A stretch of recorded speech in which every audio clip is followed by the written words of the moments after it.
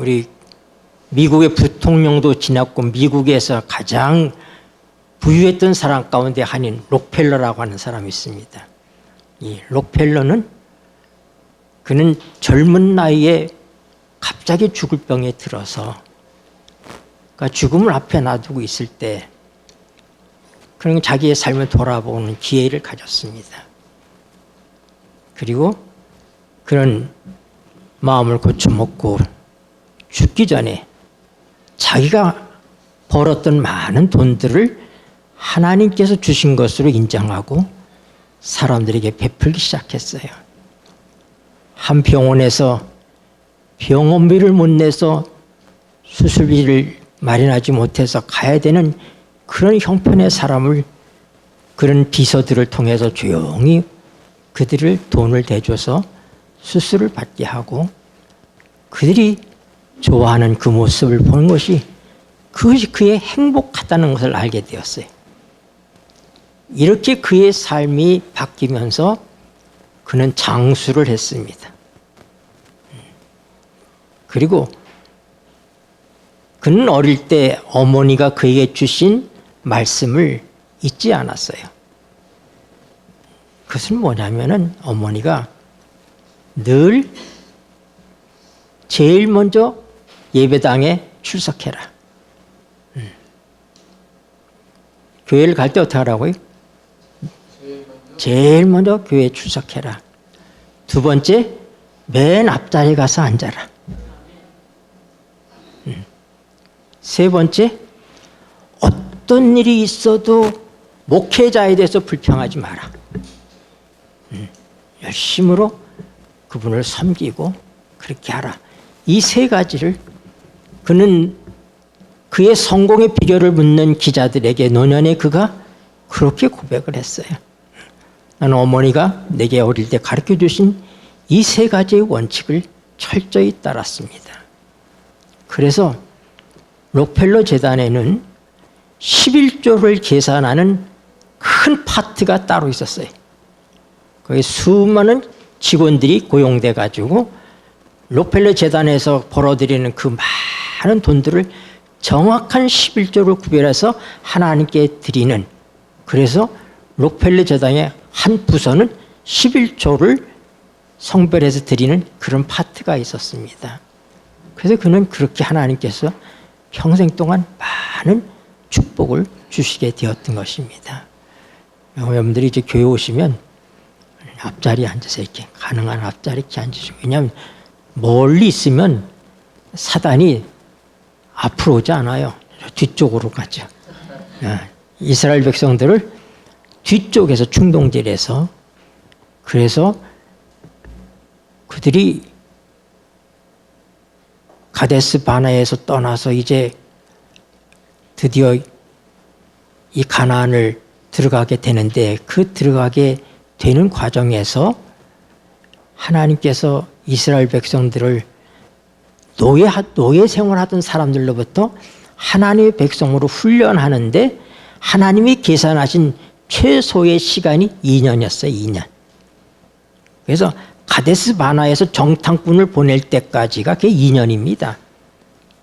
그 안에 하나님께서 그들에게 십계명도 주시고 성막의 봉사를 가르쳐 주셔서 성소와 지성소를 지키게 하시고 이 모든 일을 해서 하나님의 백성으로서의 훈련을 하나님께서 하시고, 그런 과정 속에, 그런 훈련하는 과정 속에 우리가 맞닥뜨리게 되는 것은 하나님께서 모세를 신의 산으로 부르셨어요. 40일 동안 모세가 내려오지 않았습니다. 그는 거기서 물 한 모금 마시지 않았지만은 아무 어려움이 없이 하나님과 함께 있었습니다. 거기서 하나님께서 친히 쓰신 두 돌비, 하나님이 직접 만드신 돌비, 그리고 하나님의 손가락으로 쓰신 그 돌비를 모세에게 주셨는데, 그 40일 동안 섞인 무리들, 이 섞인 무리들의 신은 보이지 않는 하나님을 믿는 것이 아니라 보는 신을 믿던 사람들이었어요. 그러니까 모세를 신처럼 따랐는데 모세가 보이지 않으니까 그들이 아주 의지할 데가 없어져 버린 거예요. 그러니까 어떻게 애굽에서 그들이 늘 보이는 신을 우상을 만들어 놓고 그렇게 의지하던 습관대로 백성들을 충동해서 모세는 죽었다 안 오는 거 봐라 무슨 일이 있다 그러니 우리가 새로운 신을 만들자. 그런데 그들이 애굽 사람들이 섬기는 신 가운데 하나인 송아지를 강력하게 만들 것을 요청했어요. 그 주동을 선자들이 뭐냐? 섞인 무리들이었습니다. 근데 그 일이 금세 전염이 됐어요. 이스라엘 백성이 10가지 재앙으로 그들을 건져내시고 홍해바다를 물처럼 이 광야 홍해바다를 하나님께 대로를 내셔서 거기를 건너고 하나님이 주시는 물을 마시고 하나님이 주시는 만나로서 먹고 구름 기둥과 불 기둥으로 보호하시는 하나님의 손길을 그렇게 경험했음에도 불구하고 신속하게 그들이 타락했습니다. 그러나 거기에 응하지 않는 자들이 있었습니다. 이건 하나님이 금하신 것이다. 이건 아니라고 얘기할 때 그들은 그들 가운데 매장을 당하고 핍박을 받고 죽임을 당했어요. 우리 성경에 기록되어 있지 않지만은 엘렌 G 화이트 쓰신 부조와 선지자에 보면은 정확하게 기록이 되어 있습니다. 그들 가운데 그 우상 숭배에 빠지지 않은 족속은 레위 지파뿐이었습니다. 그런데도 그 레위 지파의 제일 어린 아론이 그는 부드러운 사람이 모세하고는 성격이 전혀 다른 사람입니다. 그러니까 이스라엘 백성들이 모세를 좋아했을까요? 아론을 좋아했을까요? 아론을 좋아했죠. 아론은 좋은 게 좋은 거예요. 모세처럼 그렇게 잘못할 때 불같이 화를 내면서 그들을 책망하고 그런 성격이 아닙니다. 사람들은 아론의 그런 유약함을 알았기 때문에 그를 핍박해서 그래서 어떻게 해요? 그를 통해서 우상을 만들게 합니다. 아론이 폭동이 나서 자기가 위태롭게 생각되니까 그들에게 끌려 들어갔어요.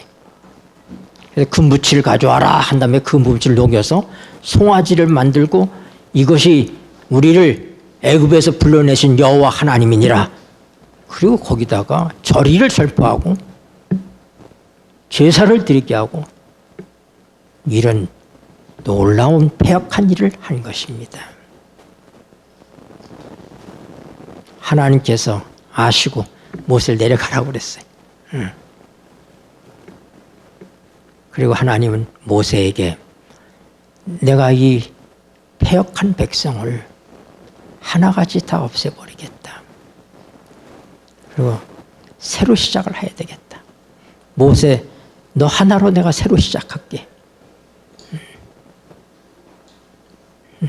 하나님 뭐라고 하냐면 모세야, 이제 나 말리지 마. 나대로 하게 해. 나대로. 내 방식대로 나대로 할게. 그러나 그 말씀 속에서 모세는 하나님이 용서하시는 길을 갖고 계셨다. 정말로 이스라엘을 멸하시려고 하는 것이 아니라 나대로 내비려둬 하는 그 말씀 속에서 모세는 자기의 역할을 알았다. 하나님 앞에 자기가 하나님 앞에 서서 이 매된 교회 죄에 대한 용서를 경험해야 된다는 사실을 그는 깨달았다고 영감의 그런 식으로 우리에게 말씀하고 있습니다. 모세가 온 다음에 그 송아지를 다 빠서 시내에 뿌렸어요. 그리고 그 물을 마시게 했습니다. 백성들로 하여금. 그런 다음에 사람들을 구별했어요. 맨 오른쪽에 우상에게 부합되지 않았던 끝까지 정조를 지킨 사람들 우측에 서라고 그랬어요. 레이주파들이 끌려 나왔습니다. 그 다음에 우상에 끌려갔었지만은 잘못을 깨닫고 지금이라도 회개하는 자들 다시 또 중간에 세웠습니다. 그러나 아직까지도 회개하지 않고 불평하는 사람들을 맨 왼쪽에 세웠습니다. 그리고 하나님의 준엄한 심판에 의해서 하나님께 충성하는 레위 족속을 통해서 가장 앞장서고 지금도 회개하지 않고 불평하는 주동자들 3,000명가량을 죽게 합니다. 하나님 심판이 즉각적으로 이루어졌어요. 왜 그랬을까? 만약에 하나님께서 그것을 묵과하셨더라면 이스라엘 백성들은 신속하게 부패했을 것입니다. 가인 한 사람 때문에 불과 한 2000년의 세월 동안에 온 세상이 폐역하게 돼서 하나님이 노아 홍수를 통해서 세상을 다시 새롭게 하지 않으면 안 되는 그런 상황이 왔어요. 이제 하나님이 한 백성을 이끌어서 한 나라를 세우시고 그를 통해서 이제 하나님이 약속하신 메시아가 와야지 되는데 만약에 시내 사건에서 있었던 이 엄청난 배도에 하나님의 즉각적인 심판이 유보되었으면 이스라엘 백성은 존속할 수 없었을 것입니다.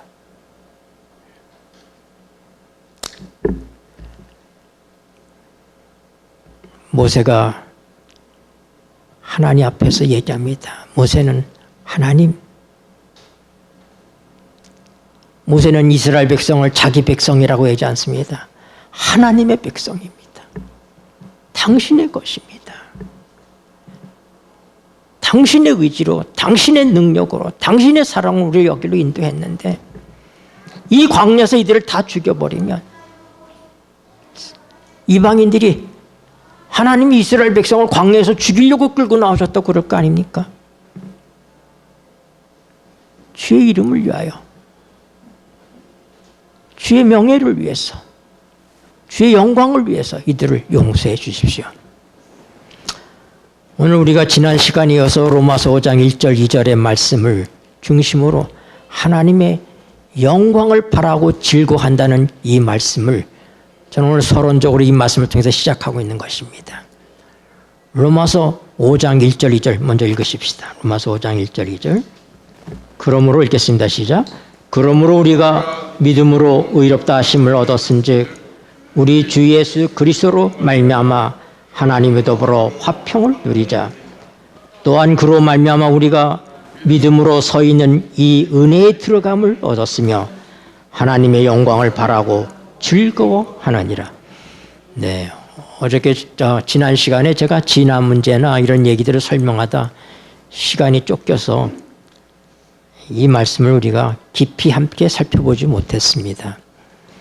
그런데 하나님의 영광을 바라고 즐거워한다. 믿음으로 말미암아 예수 그리스도를 믿음으로 말미암아 의롭게 된 사람은 하나님과 화평을 누리고 그리고 견고하게 하나님의 은혜 앞에 서 있는 존재들이 되었다. 당당하게 하나님의 은혜를 받을 자격을 갖춘 자들이 되었다. 뿐만 아니라 세 번째 축복은 믿음으로 말미암아 의롭게 된 자가 가는 세 번째 축복은 뭐라고요? 하나님의 영광을 바라고 즐거워하느니라. 그런데 지난 시간에 제가 잠깐 설명을 했죠. 이 즐거워한다고 한 단어는 고린도전서 1장 31절에 말씀 자랑하는 자는 주 안에서 자랑하라. 자랑한다라고는 단어와 똑같은 단어예요. 카우카오마이. 카우카오마이. 이거는 자랑한다는 말입니다. 그러니까 하나님의 영광을 바라고 즐거워하는 게 그저 혼자서 즐겁게 생각하는 것이 아니라 하나님의 영광을 바라볼 때 이 소망이 얼마나 위대하고 얼마나 놀라운 것인지 그는 어떻게 해요? 즐거워할 뿐 아니라 자랑할 수밖에 없다 이 말이다. 그러니 이 사도 바울이 그렇게 자랑하고 싶어하는 하나님의 영광에 대한 소망, 그 하나님의 영광이 뭐냐 이거예요.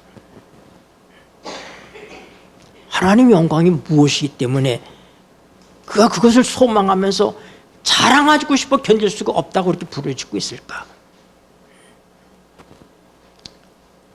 모세가 하나님의 사랑을 알기 때문에 그가 하나님께 얘기합니다. 하나님,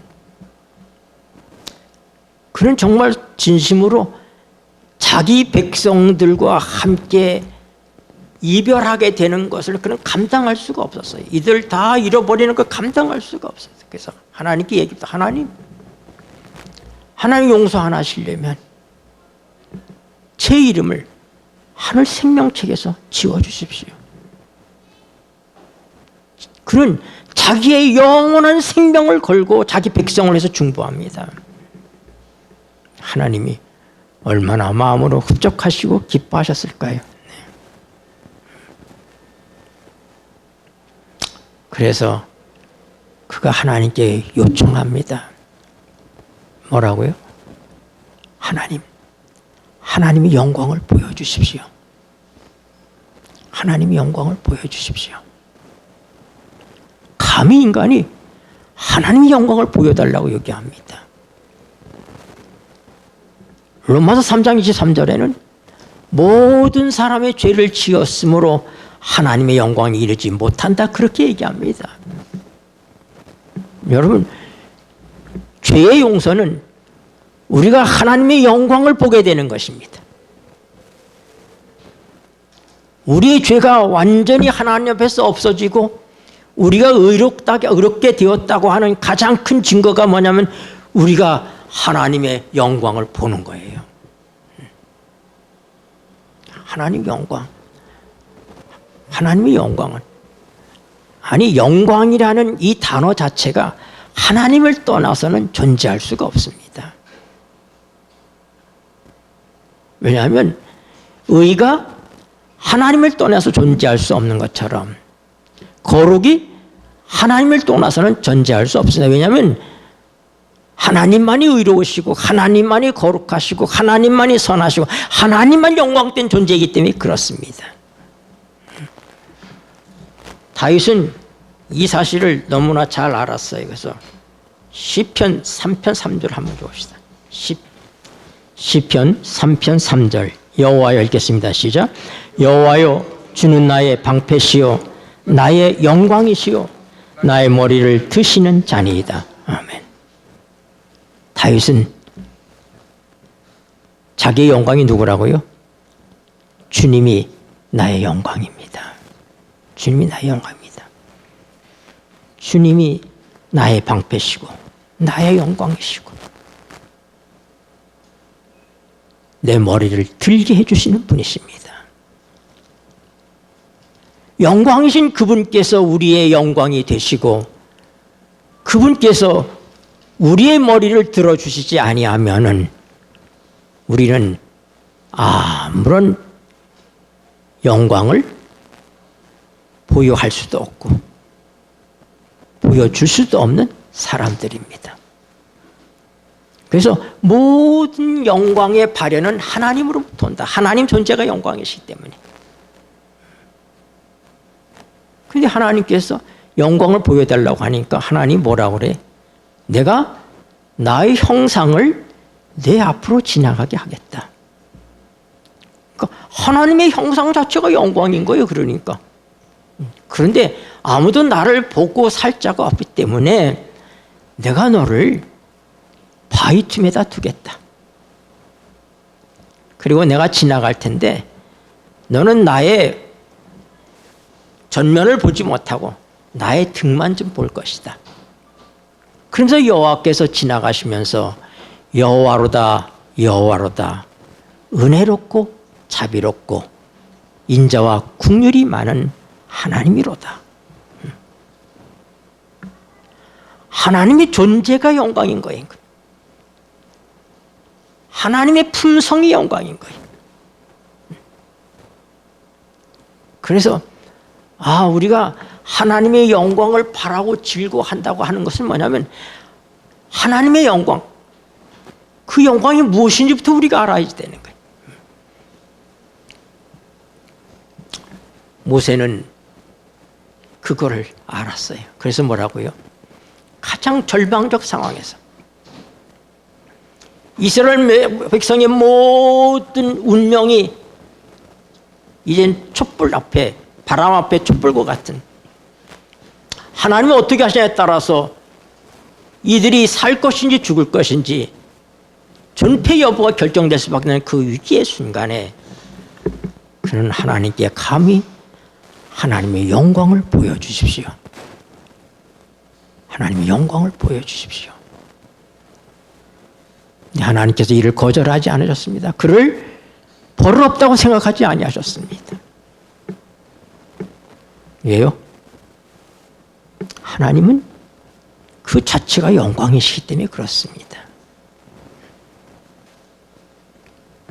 요한복음, 여러분 요즘 요한복음 공부하고 계시죠? 오늘 목요일 소지도 그 영광과 관련이 있었어요. 영광과. 네. 근데 태초에 말씀이 계시니라. 말씀이 하나님과 함께 계셨고 그 말씀은 하나님이시니라. 왜 요한은 요한복음과 요한일서에서 거듭해서 우리 예수님을 말씀이라고 소개하고 있을까?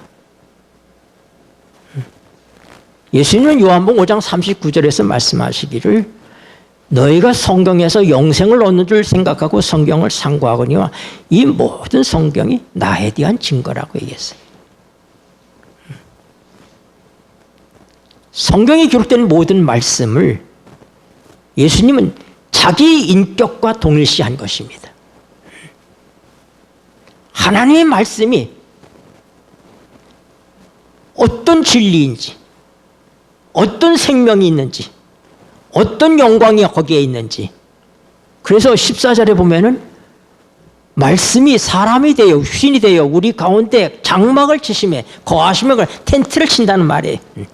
우리와 함께 사시는 걸 우리 안에 장막을 치심에 우리가 그의 영광을 보니 예수님을 보는 거예요. 예수님을 보기 그의 영광을 보니 그 예수님 자체가 영광인 거예요. 보니 은혜와 진리가 충만하더라. 그 예수님은 이 땅에 왜 오셨는가? 하나님께서 사람을 왜 창조하셨어요? 이사야 43장 7절에 보면은 내 영광을 위해 창조한 자를 내게 오라 하고 이렇게 말씀하십니다. 하나님의 인간 창조는 하나님의 영광이, 그러니까 하나님 존재가 영광이고 하나님의 능력이 영광이고 하나님이 하시는 모든 일이 영광입니다. 그래서 가나의 혼인잔치에서 최초로다가 예수님이 기적을 베푸신 다음에 어떻게 했어요? 영광을 나타내셨다고 얘기하는 거예요. 영광을 나타내셨다. 근데 그 영광을 통해서 제자들이 믿음을 갖도록 하셨다고 그렇게 기록하고 있어요. 영광이라는 것은 뭐냐면 하나님 자신이고 하나님이 하시는 모든 일이 영광인 것입니다. 근데 사단이 하나님의 영광을 훼손했어요. 왜냐하면 하나님이 인간을 창조해서 자기 영광을 위해서. 그런데 그를 타락시켰습니다. 인간이 죄인으로 살아간 그 사악한 모든 모습을 사단은 하나님의 창조에다가 원인을 돌렸어요. 하나님께 그 책임을 돌리고 비난했습니다. 그 예수님께서 어떻게 해요? 하나님의 영광으로 이 땅에 오셔서 직접 하나님의 영광을 보여주시고 하나님의 영광을 회복하시게 되시는 거예요. 그래서 요한복음 17장을 보세요. 요한복음 17장 1절 돕겠습니다. 1절 예수께서 읽겠습니다. 시작. 예수께서 이 말씀을 하시고 눈을 들어 하늘을 우러러 가라사대 아버지여 때가 이르렀사오니 아들을 영화롭게 하사 아들로 아버지를 영화롭게 하게 하옵소서. 네, 이거 예수님께서 이 다락방 강화예요. 십자가 전에 하시는 말씀이에요. 그러니까 예수님이 이 땅에 오신 목적이 뭐예요? 아버지를 영화롭게 하는 것이. 아버지 영광을 위해서. 그래서 십자가는 요한복음에는 내 때가 이르지 않았다. 내 때가 이르지 않았다. 예수님이 여러 번 말씀하십니다. 그러나 이제 때가 이르렀사오니, 이제 때가 이르렀다 이 말입니다. 뭐 하는 때가? 하나님의 영광을 드러낸 때가 이른 것입니다. 그게 뭐예요? 그게 십자가 사건이에요. 사단이 만들어 놓은 이 엉망진창인 이 타락의 세계에 불쌍한 인간들을 위해서 하나님께서 하나님의 아들이요 하나님의 한 분이신 예수님, 하나님과 동등하신 하나님.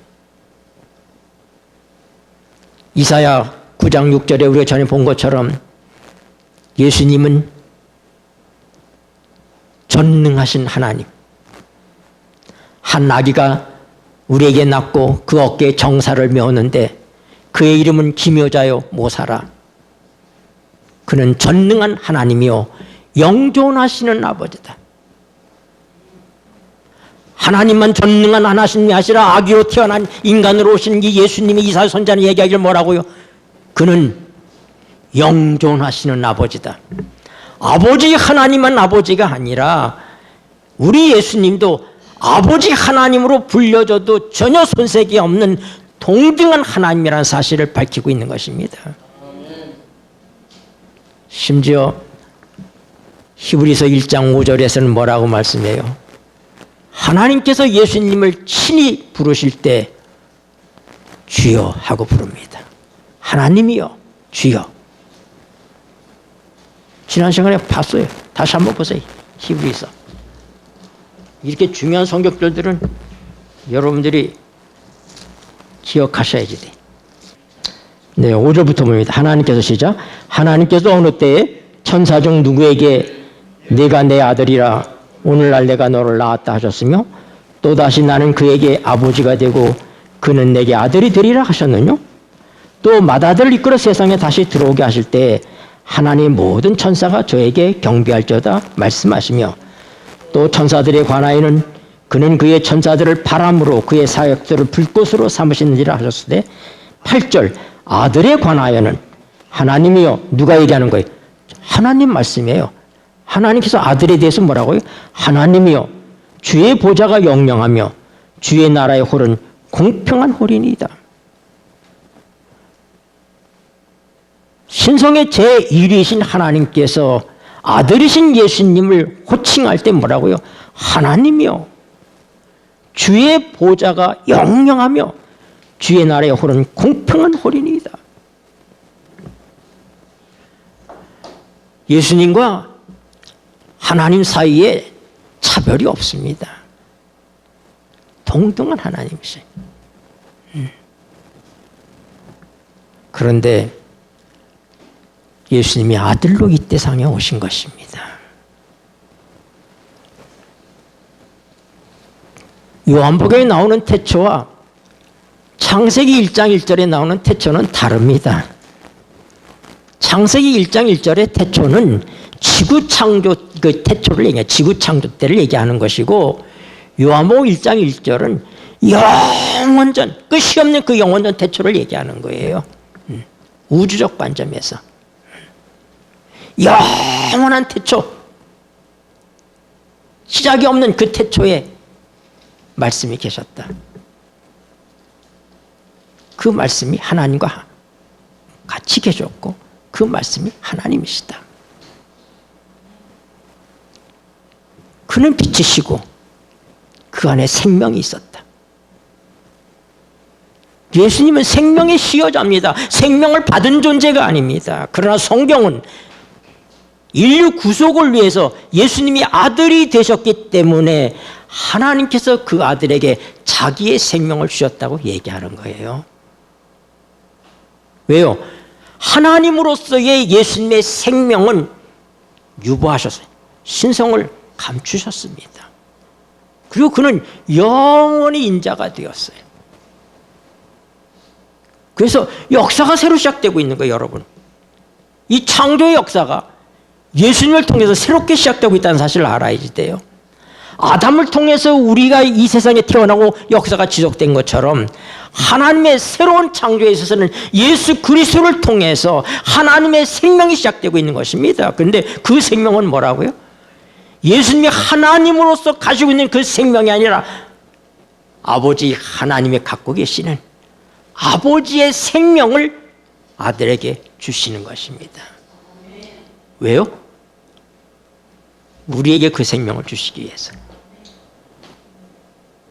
이게 요한복음에 기록된 중요한 목적 가운데 하나예요. 제가 누차 얘기했잖아요. 요한복음 5장. 또 한번 확인할까요? 요한복음 5장 26절 아버지께서 읽겠습니다. 시작. 아버지께서 자기 속에 생명이 있음 같이 아들에게도 생명을 주어 그 속에 있게 하셨고 또 인자됨을 인하여 심판하는 권세를 주셨느니라.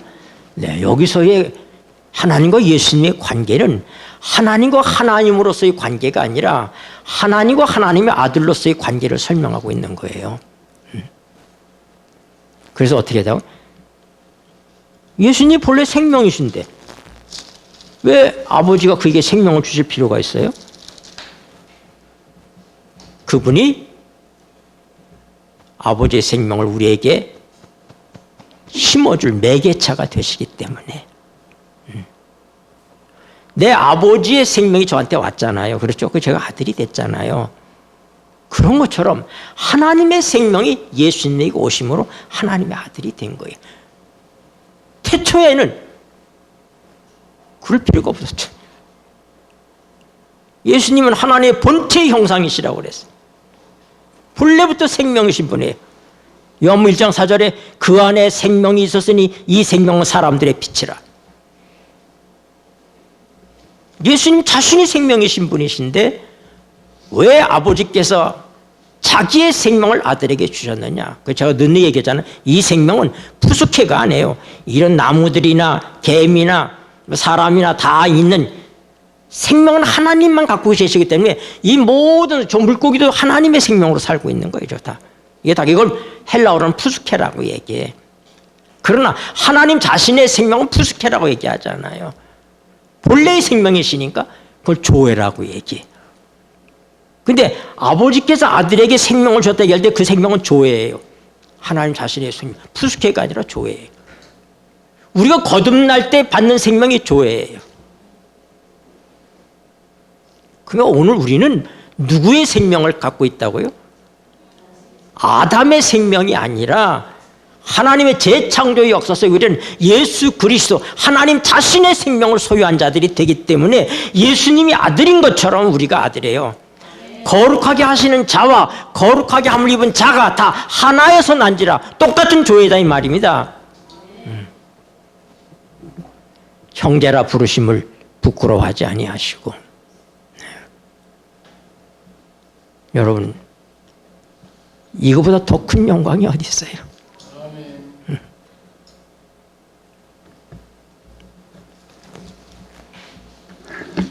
제가 어젯밤 늦은 시간까지 굉장히 많은 하나님의 영광 같은 게 있던 많은 성경절들을 찾아서 다시 한번 정리를 다 해봤어요.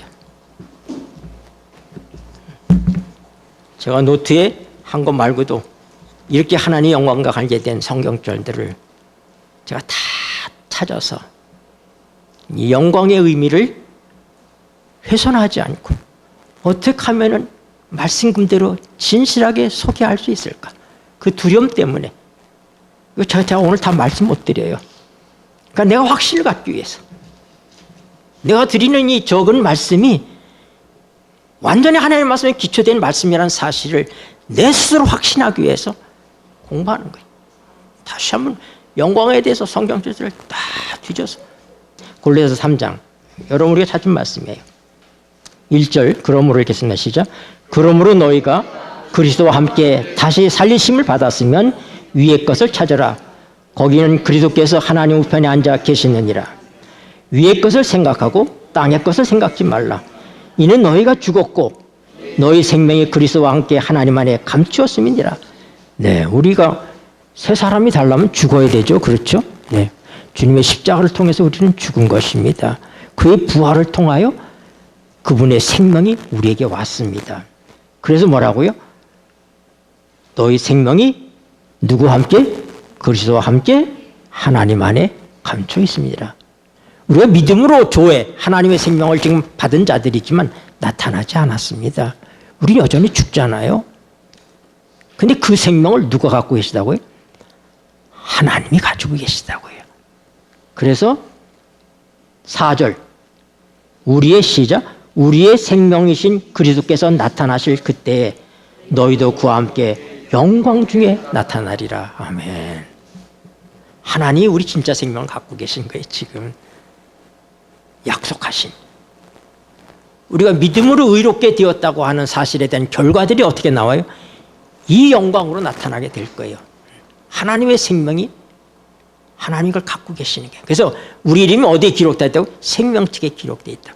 생명책에 기록되는데 그 이름이 지워지지만 않는다면 하나님께서 약속하신 조의 자기의 생명, 예수님을 통해서 우리에게 주신 그 생명을 하나님이 가지고 오셔서 우리를 호련히 변하실 것입니다. 예수님이 재림하실 때.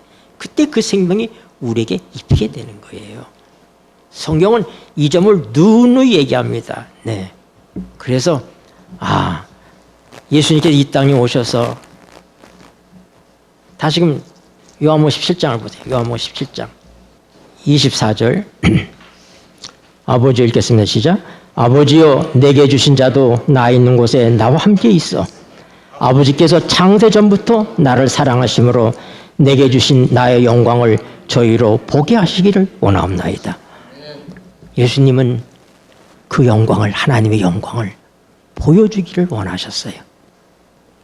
그래서 베드로와 요한과 야고보가 경험한 변화산의 경험이 있게 되는 것입니다.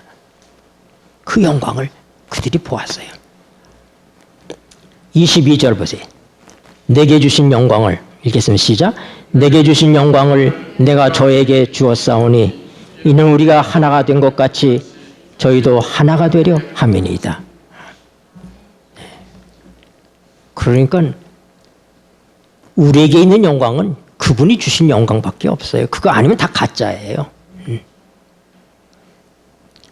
하나님께서 자기의 생명을 예수님에게 주셔서 이 땅에 오게 하신 것은 우리로 그의 생명을 경험하기 위해서. 예수님이 십자가를 앞에 놔두고 아버지 때가 이르렀습니다.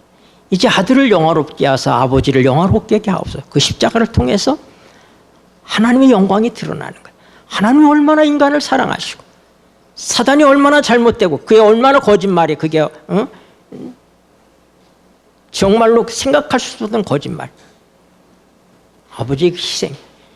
우리가 천사들과 우주의 거민들에게 다 구경거리가 되었다고 그랬어요. 그들이 다 그걸 본 겁니다. 예수님이 인간 대신 모든 심판을 받으시는 그 참혹하고 장렬한 그 장면을 시대의 소망은 아버지께서 천사들과 함께 십자가 곁에 계셨다. 근데 예수님께 보여주시지 않으셨어요.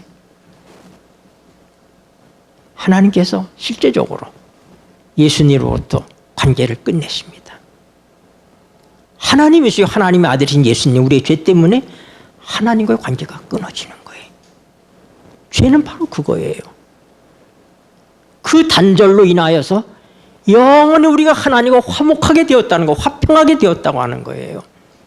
엘리엘리 라마 사막다니, 나의 하나님 나의 하나님 어찌하여 나를 버리시나이까. 예수님은 십자가의 고통도 잊어버리고 그 단절의 아픔 속에서부터 그는 단말마적인 그런 비통한 부르짐을 부르시면서 심장이 터져서 돌아가셨다 이 말입니다. 다른 죄수들은 멀쩡했습니다. 근데 예수님 왜 이렇게 빨리 돌아가셨는가? 예수님이 돌아가신 시체를 달라고 아리마다 요셉이 오니까 빌라도가 놀라서 벌써 죽었는가? 그래서 확인하러 가서 옆구리를 찔렀잖아요. 그때 피와 물이 나오더라. 많은 의학적 지식으로는 피와 물이 섞여 나온 건 심장 파열이라고 얘기하는 거예요. 그 고통을 주님께서 감당하셨기 때문에 우리가 치를 고통이 없다 이 말입니다. 우리가 치를 죽음이 없습니다. 전적인 예수 그리스도의 공로로 말미암아 이렇게 된 거예요. 이제 그런데 사도 바울은 뭐라고요? 그는 정말 영광의 예수님을 본 적이 있습니다. 다메섹으로 예수 믿는 자들 핍박하러 갈 때 그는 그 길에서 영광 가운데 계신 예수님을 만나지 않았습니까? 사오라 사오라 주여 누시니까 나는 네가 핍박하는 예수다. 그의 눈이 멀어버렸어요. 죄인이 하나님을 보면은 죽는 것입니다. 눈이 멀어버렸어요. 그는 눈이 멀어 있는 속안에 세상에 대한 모든 욕망을 함께 땅에 묻을 수가 있었습니다.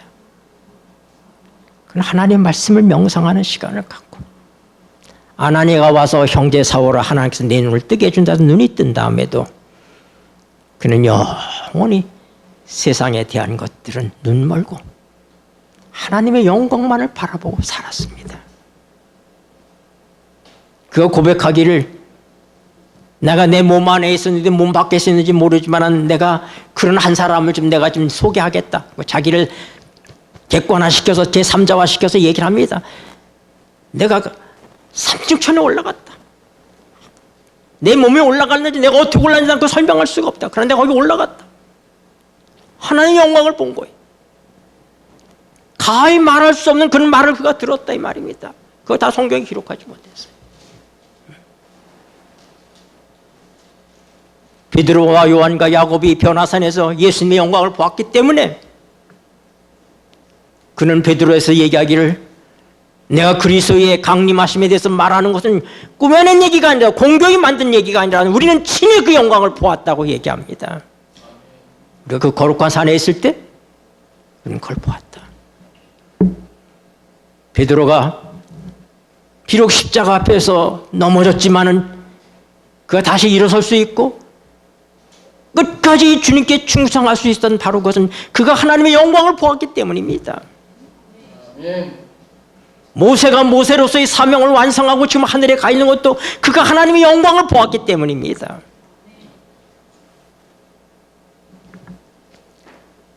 오늘 우리에게 이 엄청난 소망이 있습니다. 우리가 하나님의 영광을 보게 될 거예요. 고린도후서 3장 18절 보십시다. 고린도후서 3장 18절. 17절부터 봅니다. 주는 영이시니 읽겠습니다. 시작. 주는 영이시니 주의 영이 계신 곳에는 자유함이 있느니라. 우리가 다 수건을 벗은 얼굴로 거울을 보는 것 같이 주의 영광을 보매 저와 같은 형상으로 화하여 영광으로 영광에 이르니 곧 주의 영으로 말미암으니라. 여러분, 우리가 미국의 완전한 영광을 보게 되고 영광을 회복하게 될 것입니다. 그러나 이 땅에 있는 동안에도 하나님의 성령이 계시기 때문에 우리는 주님의 영광을 통해서 영광으로 영광에 이른다는 거예요. 주의 영광을 보며 저와 같은 형상으로 화하여 영광으로 영광에 이르니. 앞에 나오는 영광은 예수님의 영광입니다. 뒤에 나오는 우리의 영광이에요. 그런데 이 일이 뭘로 가능하다? 주의 영으로 말미암는다. 하나님의 성령이 우리 안에, 예수님이 성령을 통해서 우리 안에 사시면 그분의 영광이 속물 같은 나가 이 많은 죄인이 그리스도의 영광을 나타낼 수 있는 그런 사람으로 만들어 주신다고 하는 것. 그럼 영광의 완전한 회복은 미국에 있을 것이지만, 그래서 여러 차례 성경은 그 점에 대해서 얘기하고 있어요. 그러나 에베소서에 보면은 에베소서 1장 보세요. 6절입니다. 5절부터 보세요. 그 기쁘신 뜻대로 읽겠습니다. 시작. 그 기쁘신 뜻대로 우리를 예정하사 예수 그리스도로 말미암아 자기의 아들들이 되게 하셨으니 이는 그의 사랑하시는 자 안에서 우리에게 거저 주시는 바 그의 은혜의 영광을 찬미하게 하려는 것이라. 여러분, 하나님의 영광을 바라보고 즐거워하는 자는 뭐예요? 우리가 하나님의 아들로 이미 결정되어 있고 하나님의 영광을 볼 것이고 그 영광이신 주님이 성령을 통해서 우리 안에 사시기 때문에 우리는 우리가 받은 이 은혜를 찬미하는 삶을 살아야 된다 이 말입니다. 네.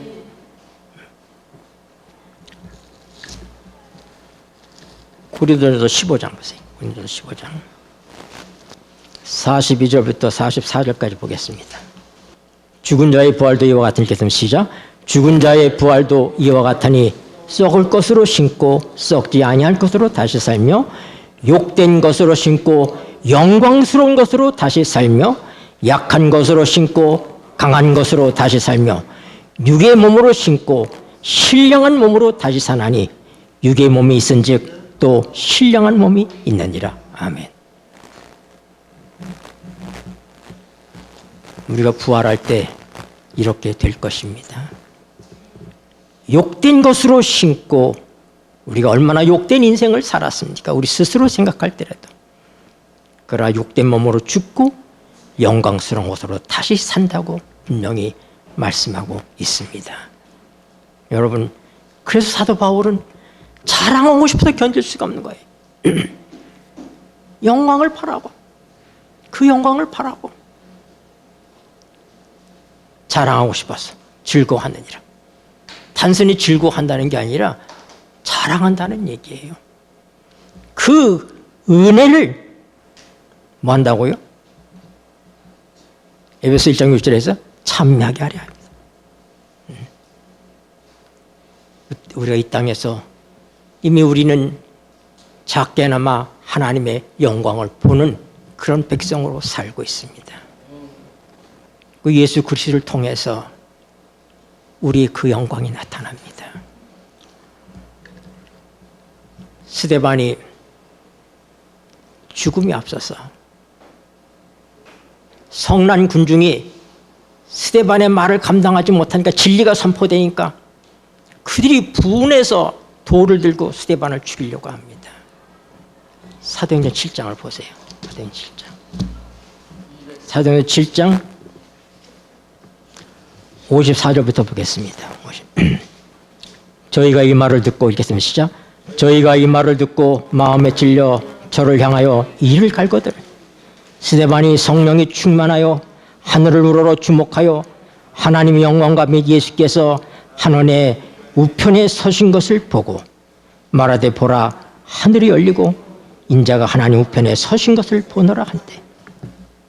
스데반이 죽음 직전에 하나님께서 그의 신실한 종 이 스데반을 위해서 하늘을 여셨습니다. 그리고 그는 그가 본대로 지금 기록하고 있는 거예요. 스데반이 성령이 충만하여 하늘을 우러러 주목하여 하나님의 영광과 민 예수께서 하나님 우편에 서신 것을 보노라. 하나님의 영광을 본 자는 하나님을 위해서 죽을 수 있는 자들입니다. 로마서 8장 보겠습니다. 시간이 이제 돼서 제가 말씀을 줄여야 될 것 같습니다. 18절 생각건대 읽겠습니다. 시작. 생각건대 현재의 고난은 장차 우리에게 나타날 영광과 좋게 비교할 수 없도다. 피조물에 고대하는 바는 하나님 아들의 나타난 것이니.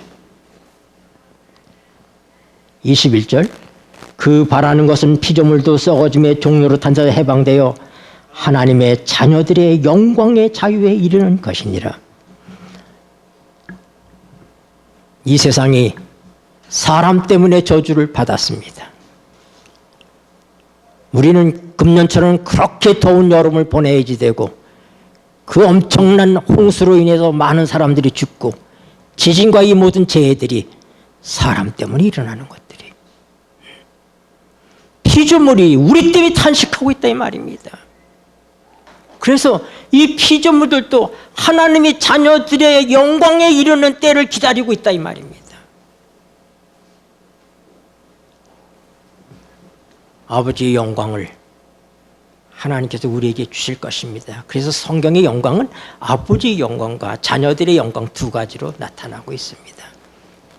그 영광은 하나님의 영광입니다. 그 생명이 하나님의 생명이신 것처럼.